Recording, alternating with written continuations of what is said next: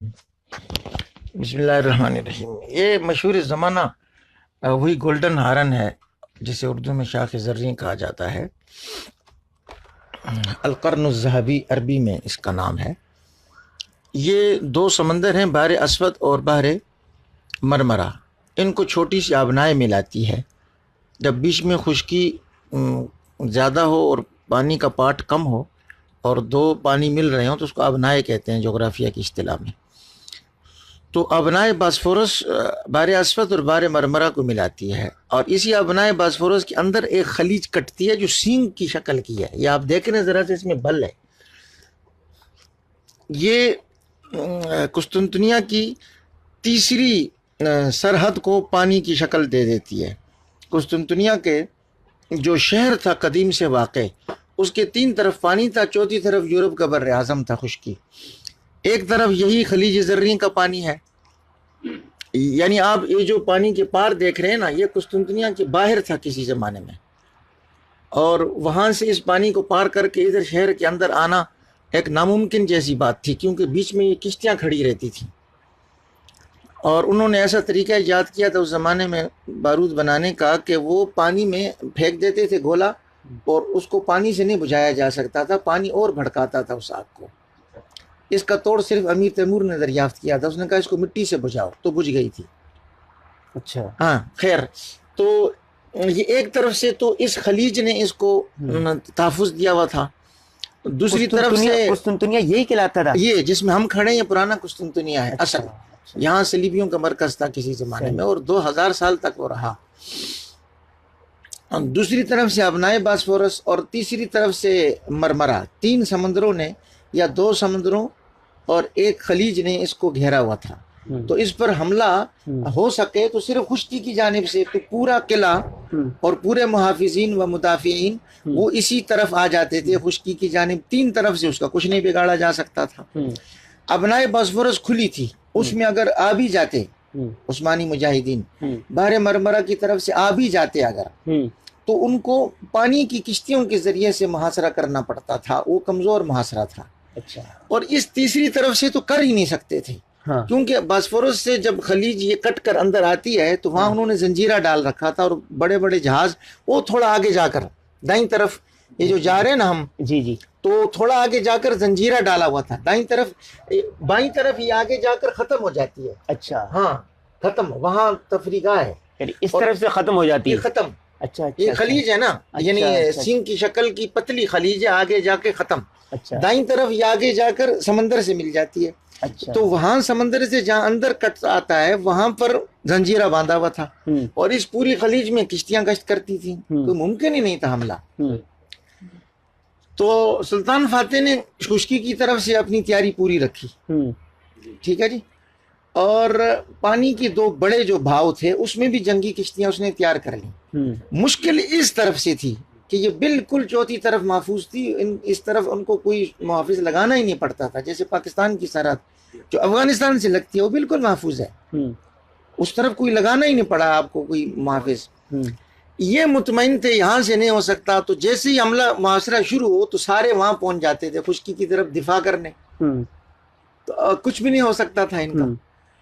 اس کی دو شرطیں تھیں، ایک شرط امیر تیمور نے پوری کی کہ آگ بجھا دی اس نے مٹی سے، دوسری نہیں پوری ہو سکتی تھی کہ اندر کسی طرح کشتیاں آ جائیں۔ آگ کون سی؟ یہ جو قسطنطنیہ والے تھے، ان کے بادشاہ کے پاس آگ بنانے کا نسخہ ہوتا تھا، وہ ایسی زبان میں لکھا ہوتا تھا جو وہی بچہ جانتا تھا جس کو آئندہ بادشاہ بننا ہو۔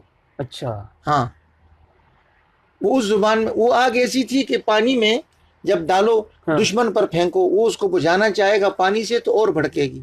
اچھا اچھا اچھا، امیر تیمور نے کہا مٹی سے بجھاؤ تو بجھ گئی، آدھا کام تو اس نے کر لیا، آدھا نہیں کر سکا وہ۔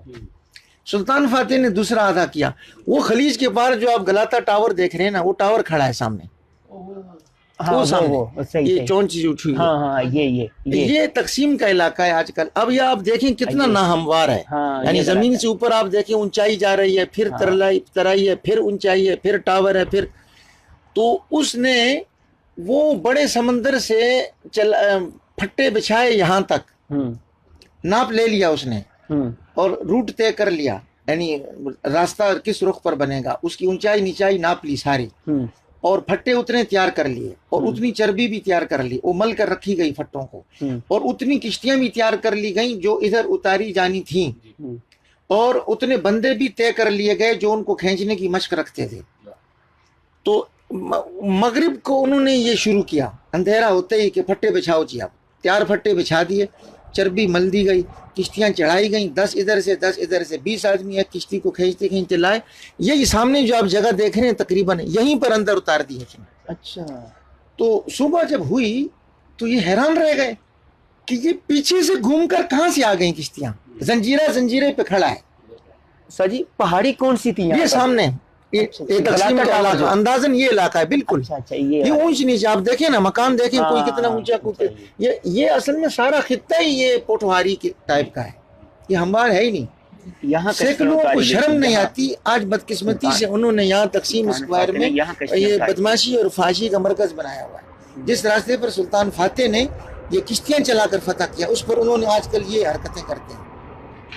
تو اسی جگہ پر مسجد بنائی ہے راستے میں ازگان نے، ہاں، تو یہاں لا کے اندر اتار دی۔ اب ان کی کشتیاں جو زنجیرے پر کھڑی تھیں وہ بڑی بڑی تھی، حرکت نہیں کر سکتی تھی، وہ کھڑی کی کھڑی رہ گئیں۔ ان کی کشتیوں نے یہ پورا یہ محاصرہ کر لیا یہاں سے آ کر دور تک، ہاں۔ تو اب چاروں طرف سے محاصرہ ہو گیا جی۔ اس کے بعد پھر اس نے یہ کیا کہ دنیا کی سب سے بڑی توپ بنوائی۔ آپ نے جنگ جیتنی ہے نا تو آپ کوئی ایک اضافی حربہ ایجاد کر لیں، اور ہار سے بچنا ہے تو دشمن کے اضافی حربے کا توڑ دریافت کر لیں، ورنہ نہ جیت سکتے ہیں نہ ہار سے بچ سکتے ہیں۔ تو اس نے ایک نیا حربہ ایجاد کیا، دنیا کی سب سے بڑی توپ بنوائی، اور اس سے اس نے جس دروازے پر مرکزی جنگ ہونی تھی نا اس پر اس نے مار مار کے گولے شگاف ڈال دیا، آگے پکڑ، شگاف ڈال دیا اس نے۔ اب چاروں طرف سے معاشرہ مکمل ہو گیا، شگاف بڑے بڑے پڑ گئے، تو اس نے پھر پیغام بھیجا کیسر کے پاس کہ تم لوگوں نے عیسیٰ علیہ السلام کا مذہب تبدیل کر دیا ہے، لوگوں کو شرک میں مبتلا کرتے ہو، انہیں خنزیر کھلاتے ہو، صلیب کی پوجا کراتے ہو، یہ انجیل کی خلاف ورزی ہے، قرآن کی نہیں، یہ غلط باتیں آپ چھوڑ دو، ہاں جی، اور یا اسلام لے آؤ یا پھر یہ اس شہر سے دستبردار ہو جاؤ تو ہم آپ کو جانے کی اجازت دیں گے۔ اور یہ سب کو پتہ ہے کہ ہم جب زبان دے دیتے ہیں اس کی خلاف ورزی نہیں کرتے، تو وہ نہیں مانا، وہ بھی جوان مرد تھا، یعنی شاہ زور تھا، یہ اس کو داد دینی چاہیے۔ سلطان فاتح خود شاباش دی ہے اس کو۔ جب آخری دن اس نے پھر کہا کہ اچھا وہ خط جو بھیجا تھا اس کو، وہ پینوراما میں لگا ہوا ہے، عثمانی زبان جو فارسی طرح سے لکھی ابھی بھی ہے جی، لگا ہوا ہے نا اس کا عکس، یعنی اچھا اچھا اچھا، اصل تو کہیں توپ کاپی میں محفوظ ہوگا، واللہ عالم۔ تو اس نے کہا کہ ٹھیک ہے، پھر صبح انشاءاللہ ہم زور کی نماز پھر پڑھیں گے وہیں پر۔ تو ساری رات یہ لوگ دعاؤں میں مصروف رہے، اور فجر کو حملہ شروع ہوا۔ تو زیادہ جنگ، بقیہ جنگ تو مصروف کرنے کے لیے تھی کہ سب نہ توپ کاپی پر جمع ہو سکے۔ میں آپ کو دروازہ دکھاؤں گا، وہ جو دیواریں ہیں اتنی چوڑی ہیں کہ اوپر بیل گاڑی چلتی تھی، توپ چلتی تھی اوپر، اتنی چوڑی دیوار، نیچے کمرے بنے ہوئے ہیں، نیچے اسلحہ خانے بنے ہوئے ہیں، ابھی تک ہے وہ۔ تو اس کیسر کا خود بھی بہادر تھا، اور اس کا ایک کمانڈر تھا جسٹائن، جس کو 1000 آدمی کے برابر بہادر مانا جاتا تھا، جیسے یہودیوں کا مرہب مانا جاتا تھا۔ علی رضی اللہ تعالیٰ عنہ نے اس کو قتل کیا تھا۔ تو جسٹائن اس دن اتنی بے جگری سے لڑا کہ سلطان فاتح بے اختیار اس کو کئی بار داد دیے بغیر نہ رہ سکا۔ بہادر آدمی بہادری کی قدر کرتا ہے، تو اس نے کہا کہ بلا شبہ اس نے روکا ہوا ہے ہمارے لوگوں کو۔ صبح سے زور تک حملہ کامیاب نہیں ہو سکا، اچھا، حملے کا زور ٹوٹنے لگا۔ سر جی حملہ یہاں سے ہو رہا تھا؟ نہیں، یہاں سے تو مشروف رکھنے کے لیے، اچھا اچھا اچھا، کہ یہاں کے مدافعین توپ کاپی نہ جائیں۔ توپ کاپی دوسری طرف ہے، یہ تو پانی کی طرف آ گئی، وہ خشکی کی طرف۔ صحیح صحیح صحیح۔ تو وہ آپ کو لے جائیں گے ابھی اس دروازے پر، وہاں کھڑے ہو کے اگلی ویڈیو آپ بناؤ جی۔ تو اس نے 2 آدمی دوڑائے، ایک اپنے شیخ کی طرف کہ شیخ دعا کریں، یہ تو معاملہ ہاتھ سے جا رہا ہے، ہم نے اتنی حال تیاری کی ہے اور پھونک ڈالا ہے جو کچھ تھا ہمارے پاس۔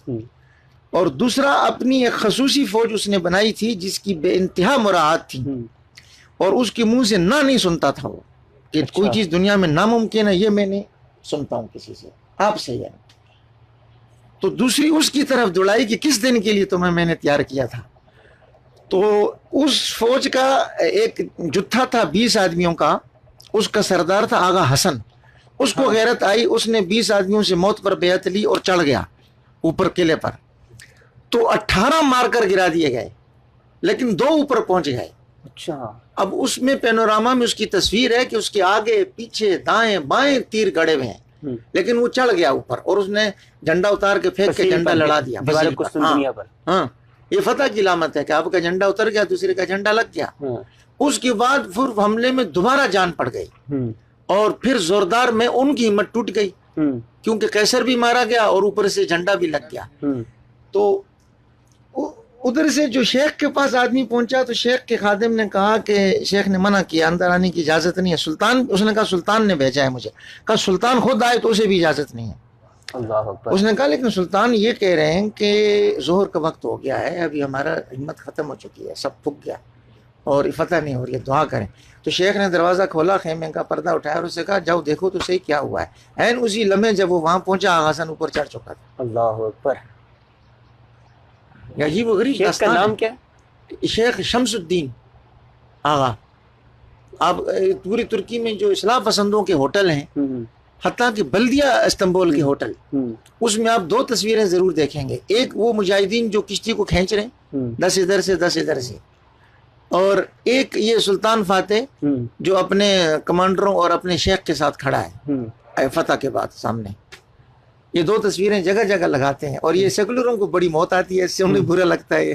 میں نے کوشش کی ہے کہ ایسے میں جاندار کی تصویر ہے, میں نے کوشش کی ہے کہ بے جان کی جتنی تصویریں فتح قسطنطنیہ کے حوالے سے وہ سب لے گئے اور ساتھیوں کو دیے کہ فریم کراؤ اور لگاؤ, کمروں میں گھروں میں لگاؤ. کیونکہ اسلام میں یہ نہیں ہے کہ یہ عثمانی تھے تم ہندوستانی, یہ کچھ نہیں ہوتا. وہ بھی مسلمان تھے, ہم بھی مسلمان ہیں, اور بلکہ اگر ہم اس دن یہاں ہوتے تو میرا خیال ہے کہ کچھ نہ کچھ کارنامہ ایک آغا حسن ہم بھی پایا جاتا ہے ہر وقت, ایسی بات نہیں ہے. استاد جی وہ جھنڈا لہرا دیا تو اس کے بعد جو بادشاہ تھا, جو قیصر تھا, اس نے, جو ان کا بادشاہ تھا, وہ پھر بھی بہادر آدمی تھا. شاباش ہے اس کو. اس نے کہا کہ کوئی نہیں ہے جو مجھے مار دے. تو کسی نے اس کی آواز پہ, تو وہ خود اندر توپ کاپی کے ریلے میں گھس گیا اور لڑتے لڑتے مر گیا. تو حضور کی پیشگوئی پوری ہو گئی کہ اذا ہلک قیصر, جب اپنی تبھی موت سے مرے گا, فلا قیصر آباد. حضور نے 2 پیشگوئیاں کی تھی. ایک فارس کے متعلق جب انہوں نے نام مبارک کو چاک کیا کہ لن یفلح قوم ولوا امرهم امرأة, کہ وہ نہیں قوم کامیاب ہو سکتی جو عورت کو بادشاہ بنا دیا جس نے. اور اللہ ممزقهم کل ممزق, جیسے میرا خط چاک کیا ایسے یہ بھی چاک ہو جائیں. تو فارس ختم ہوا. اور قیصر کی حضور کی پیشگوئی تھی کہ جب یہ تب بھی موت مرے گا, پھر نہیں دوبارہ قیصر ہوگا قیامت تک. نہیں, اب پوری دنیا زور لگا رہی ہے کہ آیا صوفیہ عجائب گھر میں رہے, جیسے کہ کمال عطا ترک کر کے گیا ہے. تو وہ تو کسی معاہدے کے تحت نہیں فتح ہوا تھا کہ عجائب گھر رہے گا, وہ تو فتح سے فتح ہوا تھا. تو 83 سال ہو گئے, اس میں نماز نہیں ہوئی. عجائب گھر ہے وہ تو. اور کمال الدین کمال پاشا عطا ترک کا کمال ہے, کمال کے لوگ با کمال ہوتے ہیں. پھر تو اس نے جو نماز ہوتی تھی موقوف کر دی. اور ابھی اردگان والے لوگ کوشش کر رہے ہیں کہ کسی طرح نماز شروع ہو جائے, اور اس نے انتخابات سے پہلے یہ باتیں کی, اس کی وجہ سے اتنا زبردست دھچکا بھی لگا ان کو, یعنی دشمن ٹوٹ پڑا ان پر اپنے ہتھیار لے کر. کوئی تاریخ کا ایک سبق آخری سبق یہ ہے کہ وہ جو تھا بہادر شاہ ظفر نہیں لڑا, وہ نہیں لڑا. جنرل بخت خان کہتا رہا اس کو کہ آپ جنگل چلیں, قیادت کریں, اور میں لڑواؤں گا فوجوں کو. اور یہی کام وہیں ہوا. بہادر شاہ ظفر ہمارے جو تھے ابو عبداللہ غرناطہ والے, کہ اس کا جو سالار تھا جنرل موسیٰ, وہ کہتا رہا کیا مجھے اجازت دیں, میں شب خون مارتا ہوں, ان کی اتنی وہ نہیں ہے حیثیت کہ ہمارا محاصرہ کریں گے. تو بہادر شاہ ظفر تو ہمت ہار گئے. ان کے سمدھی تھے, وہ خدا بخش کیا, انہوں نے آ کر ان کو سمجھایا کہ انگریز یوں کر دیں گے, آپ گرفتاری دے دیں. ہمت ہار گئے. ورنہ ان کے جرنیلوں نے ہمت نہیں ہاری تھی. وہ کہتے پوری عوام کھڑی ہو جائے گی آپ کے ساتھ, جہاد شروع ہو جائے گا. ادھر سے ابو عبداللہ کہتا رہا میں آپ کو بچانا چاہتا ہوں, اور نہیں بچا سکا, اور اندر سے اپنے اپنے معاہدے کر رہا تھا کہ مجھے اتنا زمین اور اتنا لونڈیاں غلام دو گئی. اوپر سے مجاہدین مسلمان کو کہتا میں تمہاری جان مال بچانا چاہتا ہوں. تو وہ جیسے ہی چابیاں ان کے پاس آئیں, انہوں نے اگلی صبح اعلان کر دیا کہ کوئی محفوظ نہیں, کچھ نہیں, 3 دن کے اندر عیسائی ہو جاؤ یا اسپین چھوڑ جاؤ. یہ 2 بڑی بری مثالیں. کہ وہ نہ قائم رہ سکے اپنی بات پر.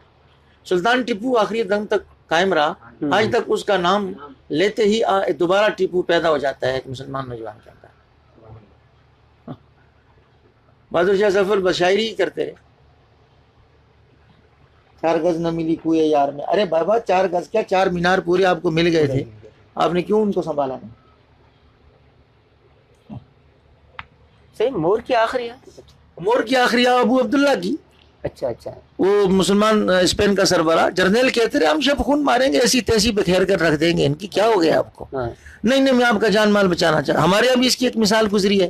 ہمارے ایک جرنیل صاحب تھے, میں صلح حدیبیہ پر عمل کرتا ہوں مسلمانوں کے فائدے کے لیے. اندر سے فلاں کمپنی کا شیئر, فلاں ہوٹل کا شیئر, اور آپ پڑے ہوئے دبئی میں روڈ کے ایک طرف وہ اسپتال ہے جہاں پڑے ہوئے, دوسری طرف وہ ہوٹل ہے جہاں یہ کرتے تھے.